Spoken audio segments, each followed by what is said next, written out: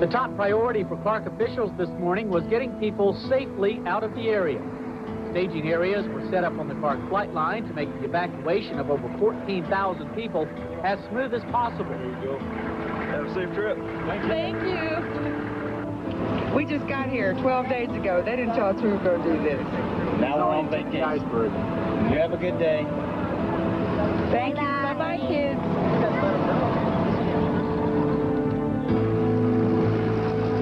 The evacuations now underway affect hundreds of thousands of people. The scientists know they have risked a lot predicting an eruption at Pinatubo. Every hour that passes without one heightens the tension at PVO. That was a period of falling off in our spirits. We were then beginning to really second-guess ourselves. We were fundamentally sure something was going to happen, but then we started asking the what if. What if this waits a long time? What if it doesn't go? What if we've made a huge mistake?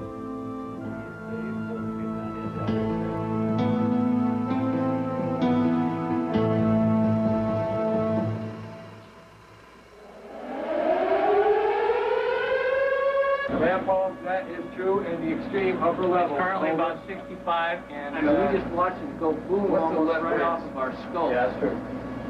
Is the alarm going off? Are we being evacuated?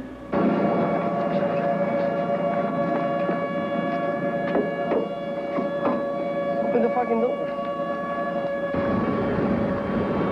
48 hours after Clark is evacuated, Pinatubo erupts. All remaining personnel hastily retreat to the far side of the base. Hey, I was up at the wall. When I got the heck out, I seen that thing started going, and I was gone. I think my underwear is about 2.5 miles that way. Came straight up, yeah, about this fast. Yeah, Did you hear any sound or anything?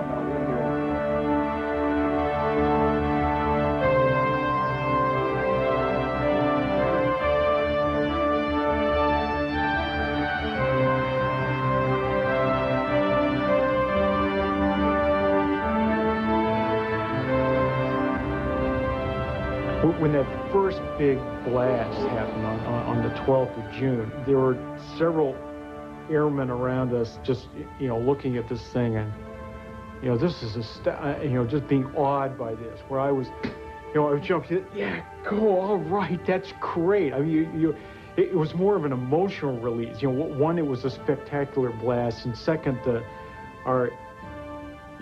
what we had been saying was right on about the volcano, that we had really nailed it, and there was a lot of excitement about that.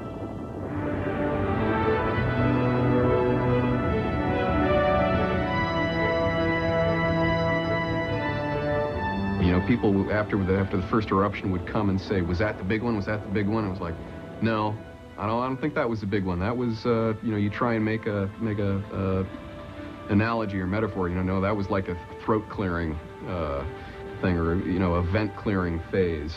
We knew that June 12th wasn't the big guy. That was just the volcano saying, okay, I'm going to do it. I'm ready. And this is, these are appetizers."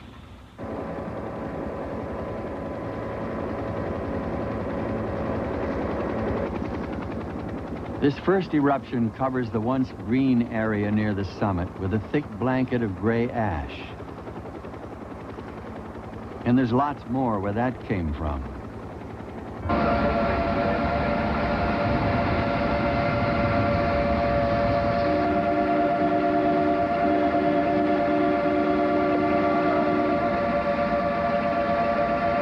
This sucker's huge this time. We got to get out of here pretty soon. That stuff gonna come down right on us this time.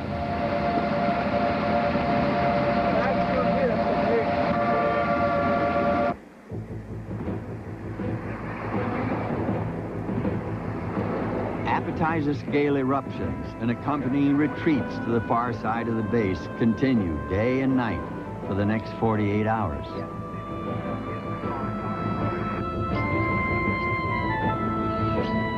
With each eruption, communities as far as 50 miles from the volcano are showered with ash and sand.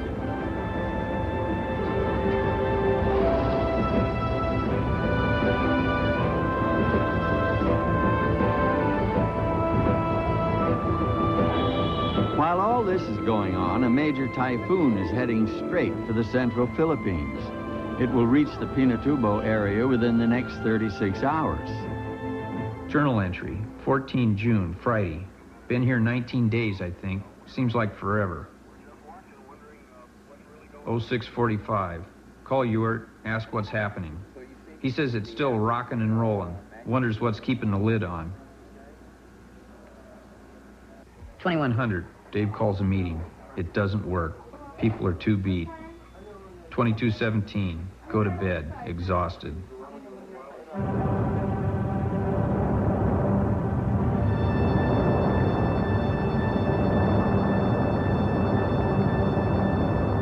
On the 15th, Pinatubo serves up the main course.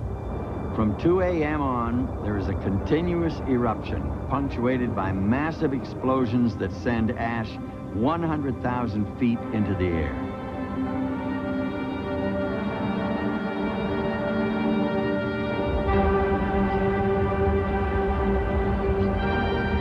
At daybreak, when the eruption becomes visible, it appears to be over 10 miles wide. Pyroclastic flows roar down from the summit in all directions. Even from 15 miles away, these flows overwhelm the horizon.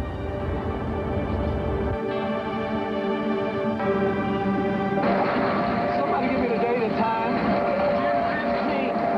Saturday. 0600. This is the largest one we had so far. The 6 a.m. explosion is the 5th of the morning. It is large enough to create lightning as part of its own weather system. At 6:30, rain from the leading edge of Typhoon Yunya hits the area. General Studer calls it quits.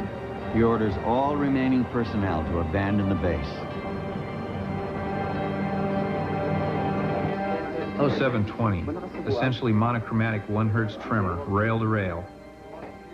0725. Pack our stuff and split. We're the last ones out. We got down the road 5 miles, and we decided that we had been lacking in courage and proper, objective viewpoint. That things weren't really that bad. Can you tell us what the situation is like now? Yeah, we've had a big eruption, and we're been discussing what to do, and we expect to go back right now. And so we returned to the base and got our equipment all going again and started looking at these eruptions. And by that time, the eruptions were having, with increasing frequency, there was a low-level wind shear from this typhoon that was blowing ash right over Clark Air Base and where we were. So there were periods of 15 or 20 minutes when it was just dark. It's like the middle of the night. It was raining. It was raining pieces of pumice that ranged inside from 2 or 3 inches to 5 or 6 inches big. Those kinds of things were coming down, and if you went outside, they came down on you. But the biggest thing was you could not see, you could not hear,